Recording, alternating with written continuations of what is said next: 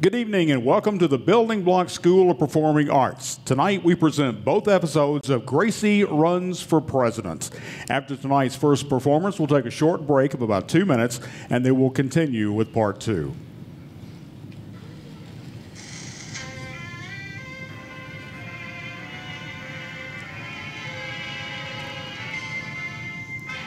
Hellotion, my friends, the Heinz Honey and Almond Cream program. Starring George Burns and Gracie Allen, with Frank Parker, Ray Noble and his orchestra, and Truman Bradley speaking. And now for those two friendly hams, George Burns and Heinz Honey, Gracie Allen. Thank you very much. Hello. Hello, Gracie. Coming down to the studio tonight, I saw a big banner saying, "Vote for Gracie." Yeah, I know. All over town, I see billboards saying, "Put Gracie in the White House." It's in the newsreels, it's in the papers. Signs right out on the street saying, "Send Gracie to Washington." What does this mean? Well, George, I'll let you in on a secret. I'm running for president. Wait.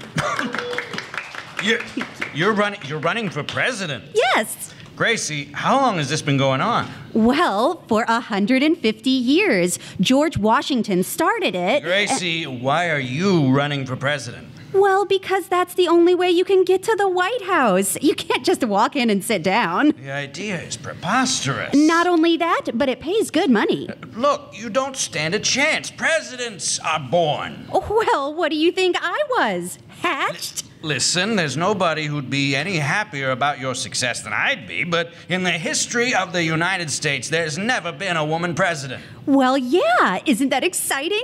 I'd be the first one. But I tell you. Hello, George. Hello, Gracie. Hello. Hello, Frank. I tell you, you haven't got a Chinaman's chance. Well, I don't know about that. Confucius say, lady who has eye on presidential chair, pretty soon gets seat on it. And George Burns say, girl who talk nutty Wednesday, make good nut Sunday. Oh, that's good. How do you like the joke, Frank? Egyptian monument. The Egyptian monument. Sphinx. It does, huh? Gracie, have you any idea what a person has to be before they can become president? Well, sure. Elected. The whole thing is absurd. Oh, stop worrying, George. I may not even be elected until next November. Well, that's a load off my mind. I might not even be in the White House before 1941. I see. In other words, you're as good as in. I'm better than in. What do you mean you're better than in? Well, if I was in now, I'd have to be getting out next January. You, the President of the United States. And Mexico. And Mexico? Well, sure. It's just across the border from California, so it'll be easy for them to vote for me. Now, what about Canada? It'll be a landslide. You know, this may be a shock to you, but there are some places that don't belong to the United States. So what? How many votes are there in Glendale anyway? For president, it takes a person with tremendous stamina, a person with unusual ability and sound judgment, a mental genius. Oh, thanks. Yeah, thanks. A president has to have courage and show plenty of backbone. Show plenty of backbone? Well, wait till you see my new evening dress. It still doesn't make you a leader of men. You have to have plenty of followers. Wait till you see my new evening dress. Oh, quiet. A president must have determination. He must let people see what he's made of. Wait till you see my new evening dress. Yeah, I know. Say, Gracie, when you're elected president, you ought to change the income tax laws so all the stars are allowed the same deductions. Frank, in this country, everybody's allowed the same deductions. Oh, yeah? Look what Sally Rand is allowed to take off each year. How do I get mixed up in these things? Well, Frank's helping me in my campaign. Then it'll be a tremendous success. Sure. You see, every day I have to go out and kiss a lot of babies. And Frank goes along with me to kiss the mothers. He does he? Yeah. Huh? Oh, yes, boy, I'm a terrific speaker. Why, I addressed 500 mothers this afternoon. What do you say to him? Get in line there, kiddies. Get in line there. Kitties. That he did. Now, listen to me, Gracie. This thing has got to stop before it goes too far. Say, George, Didn't you know that Gracie was running for president? Sure, I knew it. I just didn't think she was serious. Why, certainly she's serious. So are Dewey and Garner. Yeah, but Dewey and Garner have political affiliations. Well, maybe that's because they weren't vaccinated. You don't understand. Have you got a Republican or a Democratic machine in back of you? No, that's a bustle. A bustle? Well, on you it looks very nice. I'm glad I asked. Isn't it exciting, George? What isn't what exciting? Well, if Gracie gets in, it'll be the first time that a woman president has ever been elected for a third term. A third term? Oh, yes. Oh, she's done a splendid job. I mean, you show me any other country where you can get a double-decker ice cream cone for a nickel. Ray, I've got a surprise for you. Gracie hasn't done her first and second term yet. You've got her mixed up with Roosevelt. Oh, no, I haven't. Roosevelt lives in the White House in Washington, and Gracie lives in the Yellow House in Beverly Hills. I know. Ray, sometime I've got to get you psychoanalyzed. Oh, well, thanks just the same, George, but I've already taken out my first papers. Well, welcome to our country. That's the silliest thing I've ever heard of. Miss Allen, the photographers are ready now to take those campaign pictures. Oh, well, now don't go away, boys. I'll be right back. Now listen to me, fellas. Stop worrying, George. Gracie's promised to give us all swell government jobs. Government jobs? Sure. Are you sap enough to fall for that, Truman? Sap? Just a minute, George. That's no way to speak to a Supreme Court justice. Supreme Court justice? Truman, do you actually believe? Just think, George. I'll be the only ambassador to Great Britain who ever played a violin. Gracie told you she would make you ambassador to Great Britain, huh? Yes. Oh, I had my choice of that or Secretary of the Navy. I see, but you didn't want to be Secretary of the Navy? No, I look so silly in a sailor suit. This whole thing is ridiculous. Look, what did she promise to make you, Frank? Secretary of the Treasury?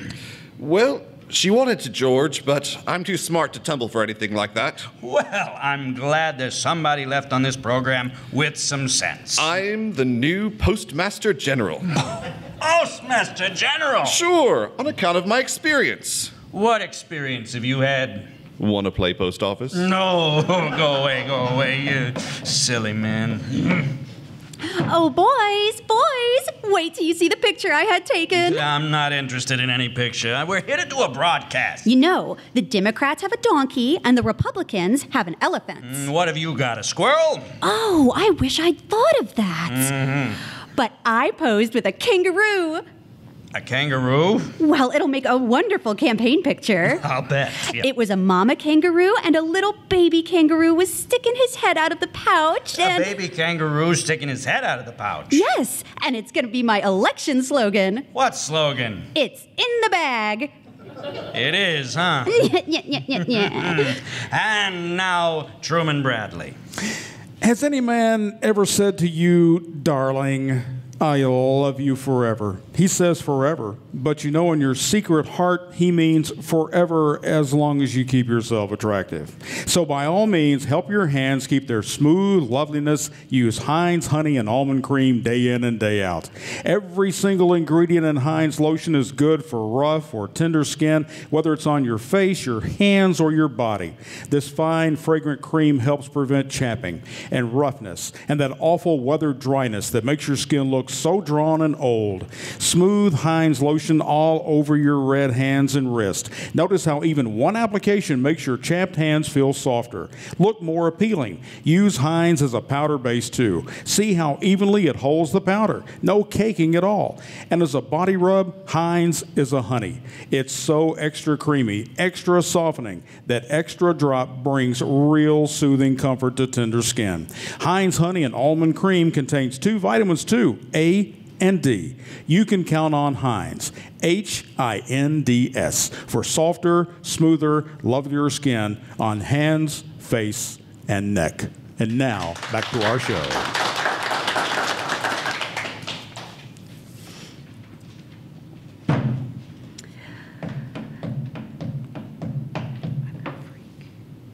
Frank, I just sent a telegram to my campaign chairman in the Middle West. Oh, good. He told me he couldn't get any support from the Farm Belt. So what? So I told him to wear suspenders.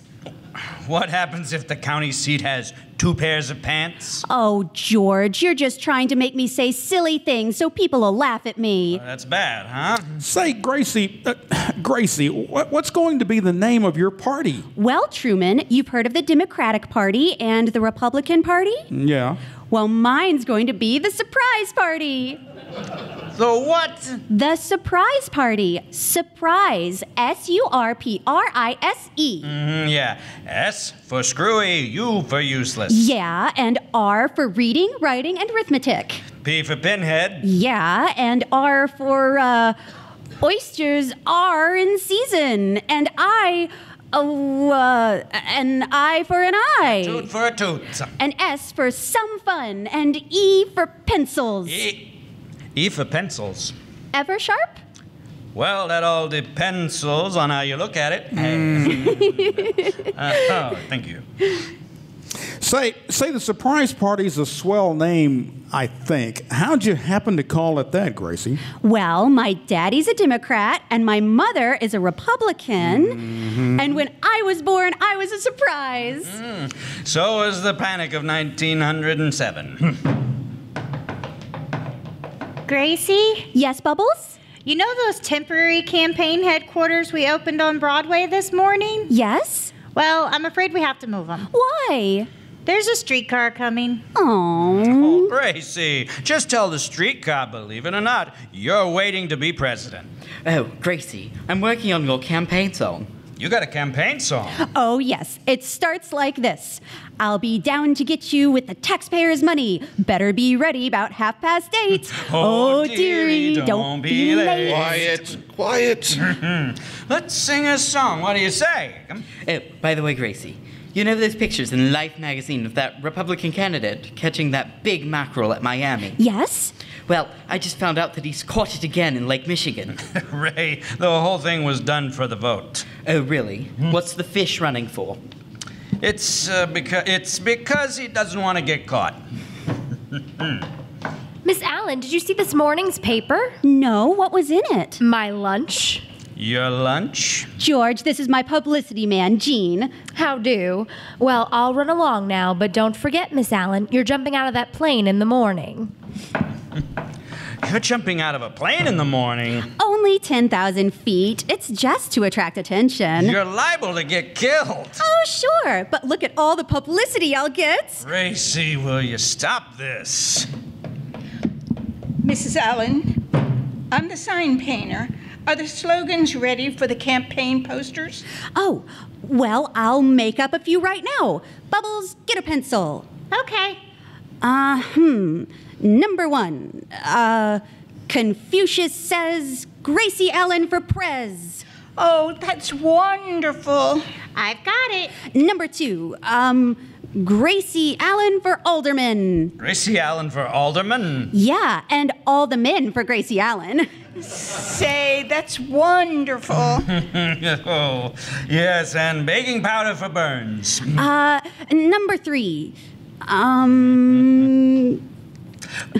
Oh, okay. Well, no laughs from me. Fine. Yeah. Thanks. Number 3. We'll make one sign with nothing on it. A sign with nothing on it. Sure, to get the nudist vote. Oh, that's wonderful. Gracie, why don't you have a doctor examine your head, and if he finds anything, have somebody examine the doctor. Well, that'd be a good idea for me, too. Yeah, you do that. You know, I think this will make an awfully jolly sign, Gracie. If you're 21, vote for Gracie Allen. If you're not 21, have your mother do it for you. If your mother isn't 21, ask your father. If your father isn't 21, don't bother reading the sign. Oh, I like that. That's good.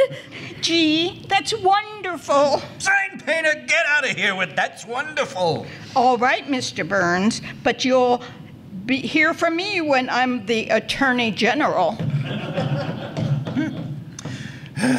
At least, Gracie, if you are elected, I'll get rid of you for 4 years.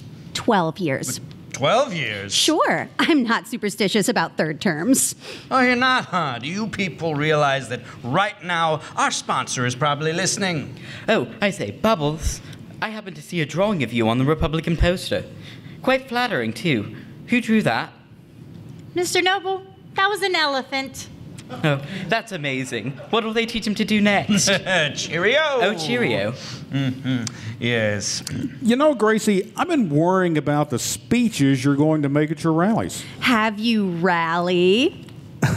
Yes. Have you rally? Well, wait till you hear the speech is true, then you'll have something to worry about. I'm serious, George. You see, Gracie, a presidential candidate has to shake hands with millions of people. Yes. As if we don't know what's coming. Why, in a single campaign, the average candidate shakes enough hands to milk all the cows in the country. Is that so? Mm-hmm. And what do they do with all the milk? They use it to whitewash their opponents. Say, George, is it true that the whitewash, the backwash... No, that's enough, Gracie. You don't have to finish it. I want to know. So, at your rallies, Gracie, I can protect you. You see, before each meeting, I can tell the voters how Heinz honey and almond cream will make their hands soft and make their hands extremely clean and make their hands smooth. Well, what if they've only got 2 hands? Then they can use a small bottle. Oh. Oh, I see what I mean. Small size. Yes. Why, they'll use a 25-cent bottle while you're speaking, Gracie. Their hands will be thrilling to touch and good to the last drop. Truman, you're thinking of Maxwell House coffee. Oh, pardon me. Oh, hello, Jim. Hello, Miss Allen. Well, they said I couldn't do it. Well, they said I couldn't get anywhere here in Los Angeles, so I flew out right to Sacramento. I couldn't get to first base there, so I went without food or sleep. I went to Jefferson City, Missouri, right there from Spring Hill, Illinois, on to Albany, New York City, and then to Washington, D.C., and then clicked.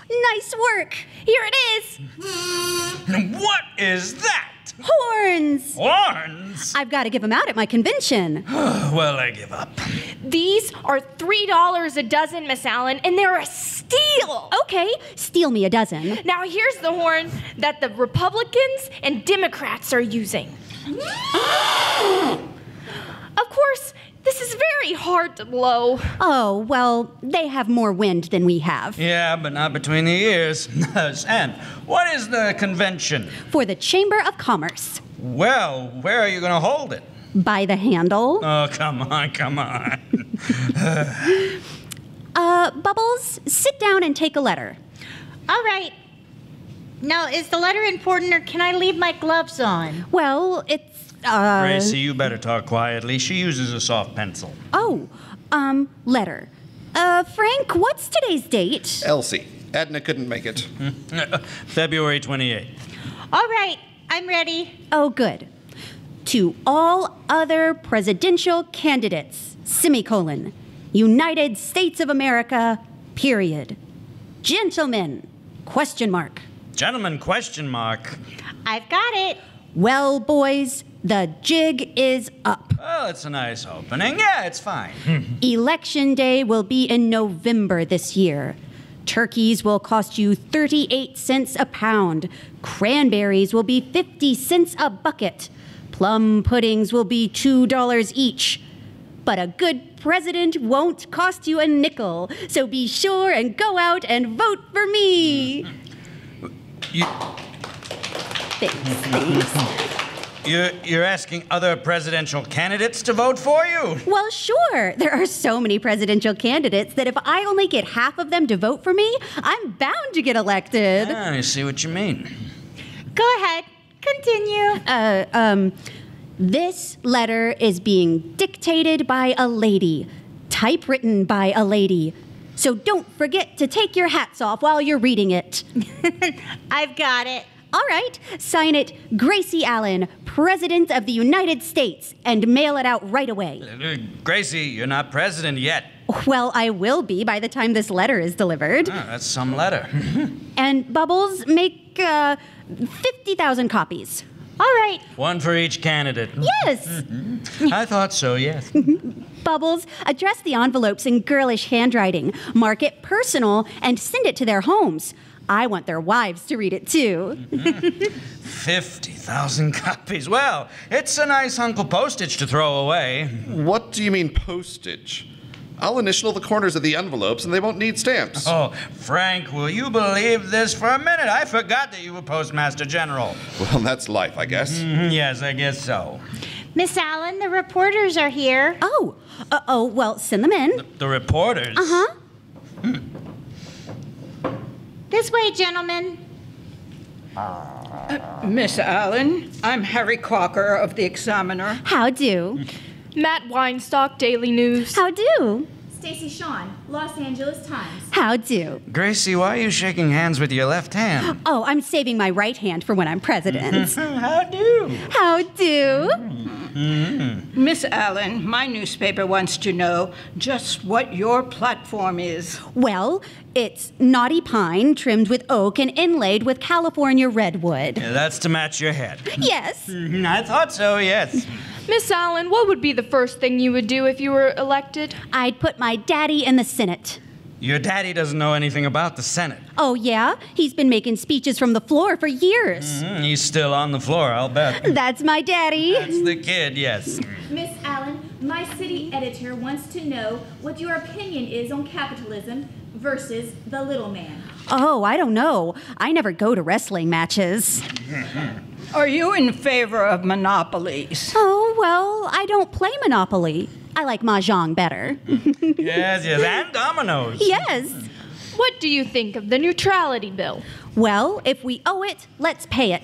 Gracie, why don't you call this off? You know nothing about it. You haven't said one thing that's right. Well, I'd rather be president than right. Boys, there's no use trying to interview her. Mr. Burns, will you stop balling her up? I'm balling her up. Yeah, be quiet. Miss Allen, all the other candidates are talking on how to bring back prosperity. Now, what's your point of view? She doesn't even know what prosperity is. I do too.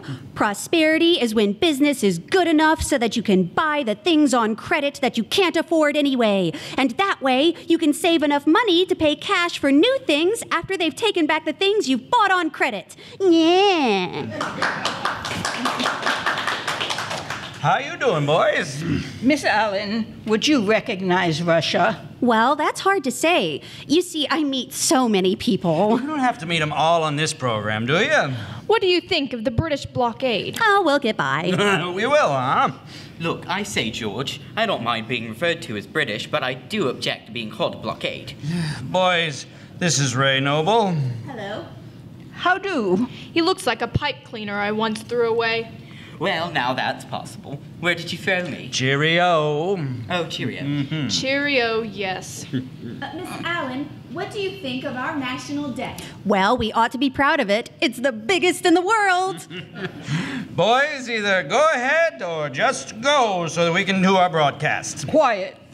Quiet. Yeah, quiet. Now, Miss Allen, how would you keep our gold reserve from shrinking? Well, I'd wash it in Lux. Truman, maybe you can get these guys out. I'll try, George. Say, boys, I've got a bottle in my overcoat. A bottle? A bottle. Dr. Rye. Heinz honey and almond cream. Thanks, Truman. You're too late, Truman. I gave that bottle to my girl. She's got a couple of chaps trying to get rid of. Thanks, Frank. Boys, this is Frank Parker, the Postmaster General. He ought to be swell. He's got a face like an old-style 1-cent stamp. That's a nice TL for you, Pinky. Thanks. Now, Miss Allen, just a few more questions. Is there anything you actually... Boys, are you through? Not yet, Mr. Burns, but don't you feel that you have to stick around on account? Well, this is the end. I'm going to call up the sponsor and explain this whole thing to him. I'm not going to lose my job. Come on, boys.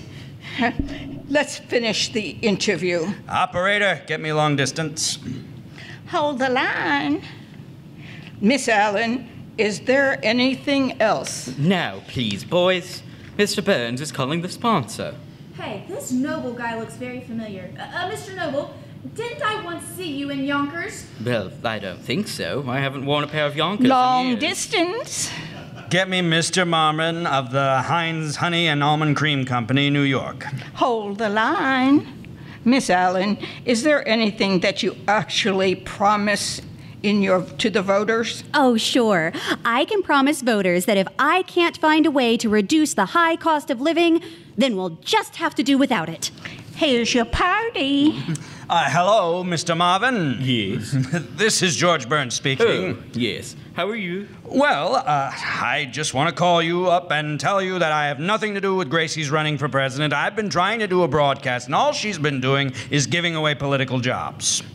Well, that's a president's privilege, and believe me... Oh, quiet. Let me get through talking. Look, it's ridiculous, Mr. Marvin, making an orchestra leader an ambassador, making a tenor a postmaster general, and making an announcer a Supreme Court justice. It's not my doing, and I just want to tell you that I'm not going to stand for it. Just a minute, Mr. Burns. Don't raise your voice to the Secretary of State. Secretary of State. Now I've heard everything.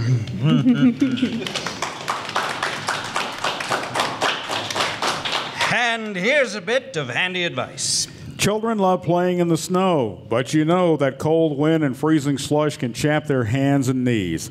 They come indoors with cheeks as red as apples, looking so healthy and lovable, but the first thing you know, their tender skin feels so uncomfortable, and their little hands are so red and chapped you feel possibly sorry for them. Now, it's easy to help guard against chapping in the first place. Train your youngsters to cream their hands and faces with Heinz before going out in the cold. Heinz Honey and Almond Cream is extra creamy, extra softening, helps keep skin smooth and comfortable. Put a bottle of Heinz in the coat closet ready to smooth on hands and faces and knees. Children love Heinz, so it's so nice and fragrant, not sticky either. Just feels so grand and soothing. You can get Heinz Honey and Almond Cream at toilet good counters in 10, 25, 50-cent sizes, or the big economy dollar size for the entire family to use. Now you can enjoy both Heinz lotion in bottles and Heinz hand cream in jars. Those smart red and white jars contain the fluffiest, creamiest hand cream Heinz can make. Like the famous Heinz lotion, the new Heinz hand cream is softening for chapped hands. It comes in 2 sizes, 10 cents, and the 39-cent jar. Thanks, Truman. Well, Gracie, say goodnight. No, wait. First, I want to thank Bill Corum for his lovely wire endorsing my campaign. Well, good. Now say goodnight. Well, good night. I'll see you in the White House. Say goodnight. The Vintage Radio Today players will now take a short 2-minute break, and we'll be back with part 2 of Gracie Runs for President.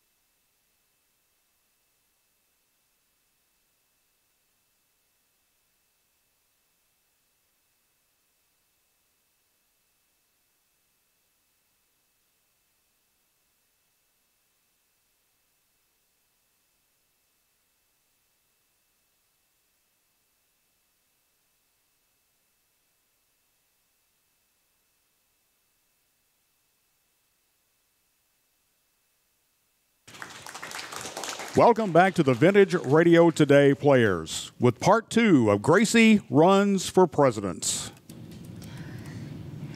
Wasn't Eleanor Roosevelt charming when she made her speech? Yes, simply wonderful and so down to earth. Look, Gracie Allen's getting up to make a speech.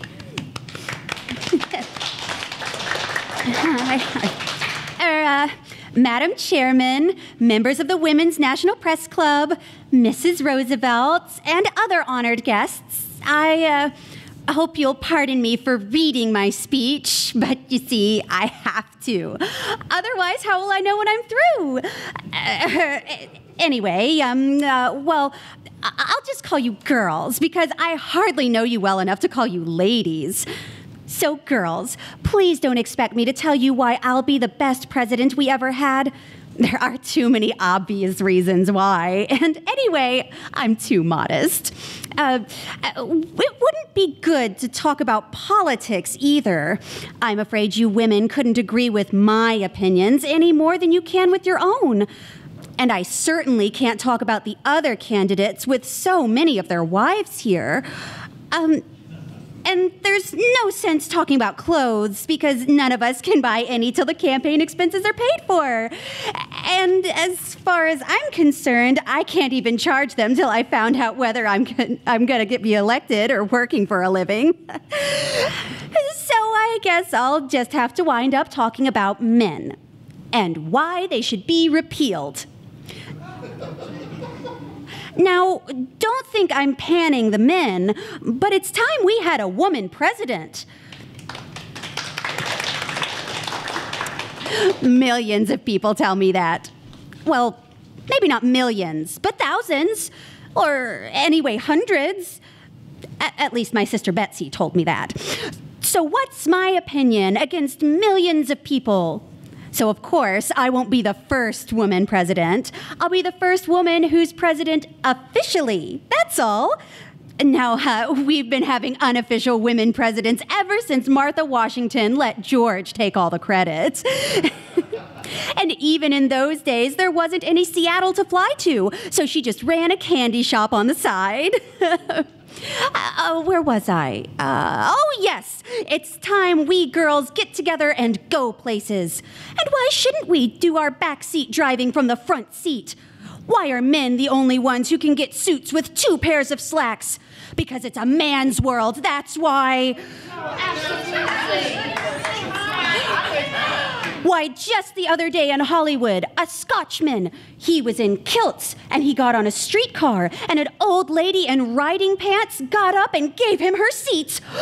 That's what this man's world is doing to us. But on the other hand, women will admit men aren't a total loss.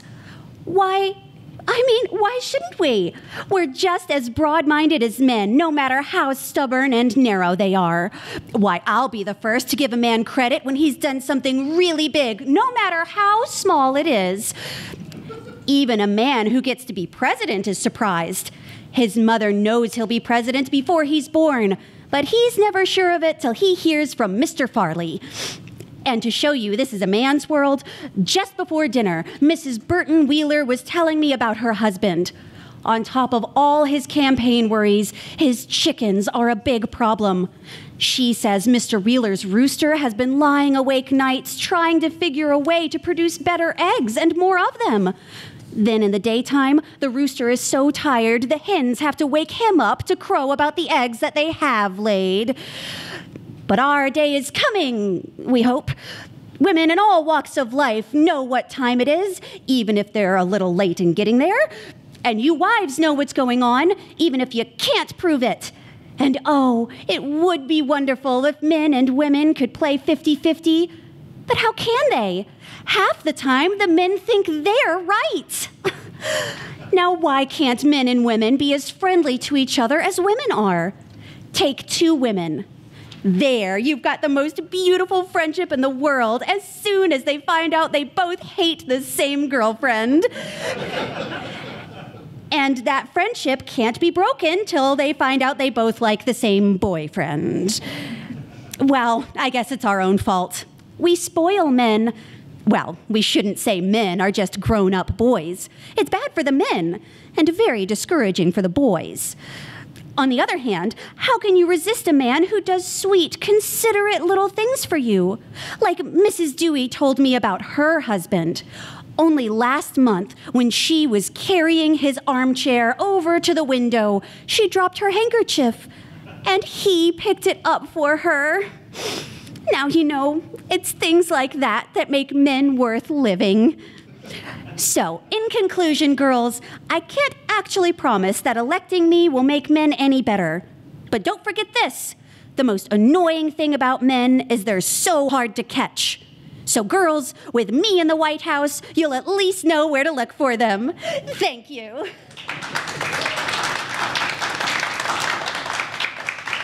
The Vintage Radio Today players in Gracie Runs for President include Gracie Allen, played by KJ.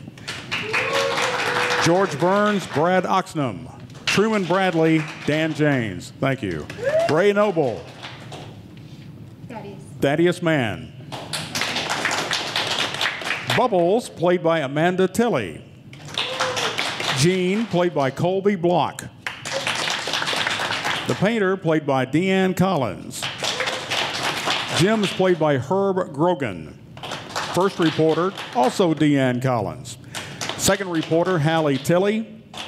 The third reporter, Sherry Johnson, who's also running the Foley table as well. Operator, Deanne Collins. Marvin being played by Herb. In our second program tonight, Gracie, of course, played by KJ, who is in the Witness Protection Program, which is why she only uses KJ. First Lady is by Brad Oxnam. Second Lady, Colby Block. And Third Lady is by Deanne Collins. Next month at this time, over the same YouTube channel, the Vintage Radio Today players will be back again. Don't forget, for Honeymoon Hands, it's Heinz Honey and Almond Cream. This is the Building Block Vintage Radio Today. Thank you all for joining us tonight.